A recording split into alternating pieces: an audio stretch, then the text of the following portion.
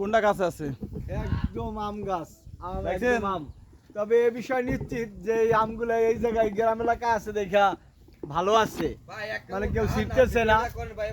কিন্তু যদি এটা বিশেষ করে আমাদের ক্যামেরা ভিডিও যদি এটা মুর্শিদপুরে বা মানে শহর এলাকায় হইতো তাহলে এইভাবে সম্ভব হইতো না যে এই আম এইভাবে থাকবে। এই সামনে যে রমজান মাস গেল, এই এই আমি চুরি কইরা তারা জুস বানাই খাইতো। এই কাঁচা আমের যে জুসটা হবে এটা কিন্তু হেভি এনার্জেটিক, মানে যদি ব্লেন্ডার করে জুস বানানো যায় কাঁচা আমের, তারপর ওই ধইনা পাতা কাঁচা আম দিয়ে, তাহলে সেই রকম একটা ইয়ে আসবে, খাওয়ার সাথে সাথে একটা এনার্জি আসবে।